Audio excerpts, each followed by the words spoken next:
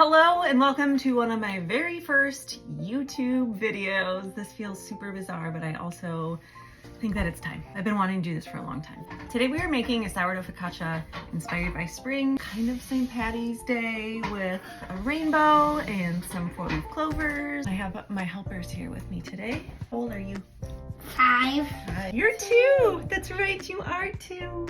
The sourdough focaccia recipe that we're using is based on one from the Clever Carrot. She has tons of great sourdough recipes. And I'm somewhat of a novice yet with sourdough, like we haven't done a whole lot of experimenting with it besides just making regular loaves. I love using her site as a resource. For this recipe on her site, she actually has some really helpful, whoops, don't fall off the stool, baby. She has some really helpful timelines based on like if your house is cooler, like if you're making it during the cooler months. Mama? Which is great because as you know, if you've ever worked with sourdough, it sometimes takes a couple days. You have to plan ahead.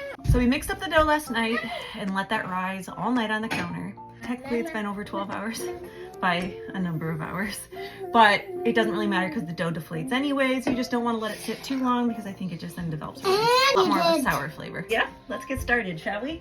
Yeah. All right, so what are we doing? What are we doing right now? We're making sourdough focaccia, but what are we doing with our hands? putting oil on them. Start it off. That is really bright. I don't know if you can see that with the sun being so bright in the window. Poop. All right, and we're gonna Plop. transfer it onto the pan. Now, the goal is not to squish it. You don't want to squish it. You just want to stretch out the edges so that it fits the pan. Okay. Here, and then when you're all done, you can just wipe your hands. You know what? Do this all over your hands because the olive oil is really good for your skin. All right, are you all done too? Rub it in. So I'm gonna stretch it to fit the pan here. Okay, so just stretching it like this.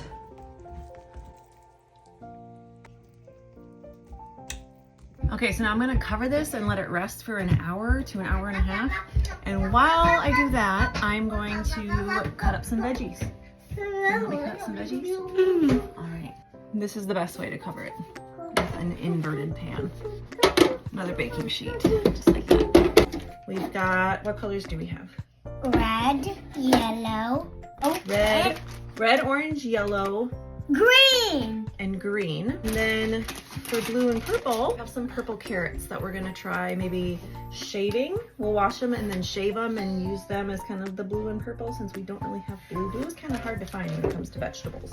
We're gonna cut these into strips. We're just gonna wash them and then cut them into strips. Hold on. I'm also gonna try using some red onions. So between the two of these, it's kind of blue and purple. We're doing our best. But I'm gonna take the skins off of these and I'm gonna save them, and I think you should do the same because I have a project coming up that's going to utilize these pretty soon. It's gonna be really fun. So I ended up just cutting the carrots into strips because the peeling didn't really pan out, but the strips worked great. So this is how I cut my peppers. I usually cut them into 4 big chunks, peel out the pith, and then I will compost the top with the seeds. And then you can slice them into thin slices like this. And then we'll repeat the process with all the other colors. Now we won't be using all of these peppers, but you'll have them cut and you can use them for snacking. This is also a great opportunity for your kids to help with cutting. Obviously, this is a very valuable skill to have, learning how to properly prep food. And we have some kid-friendly knives from Amazon. If anybody's interested in the link for these, I can certainly share them down below. Now this is burning my eyes. Oh yeah? You doing okay? It's a potent onion. You can be done if you want. It's really hard. The onion made everybody cry. So I think our dough is ready now, which means that it's time for us to start assembling our rainbows. I'm also going to be preheating the oven to 425 degrees while we start doing this. I do it. This is orange.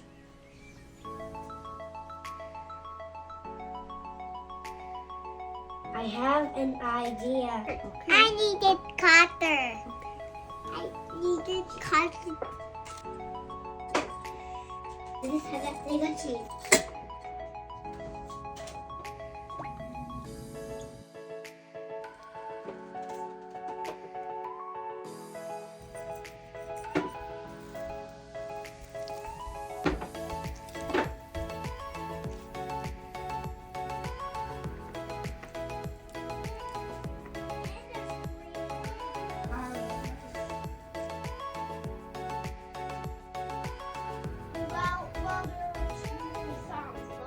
Okay, so now that our focaccia is done, we're gonna bake it in the preheated oven for about 30 minutes or until it's nice and bubbly and golden brown. And then we're gonna let it cool for a little bit and we'll serve it up.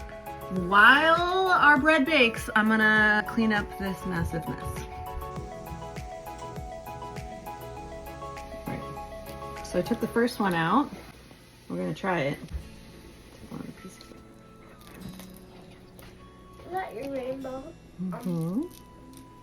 Private piece? Look at that.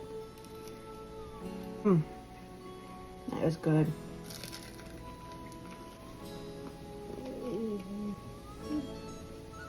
Cheers. If you decide to try making this, I would love to hear below. And make sure you subscribe and like this video and all the things that YouTube people say. It means so much to me to have you here, especially if you're somebody who found me from Instagram and you followed me over here. I hope you follow along for more.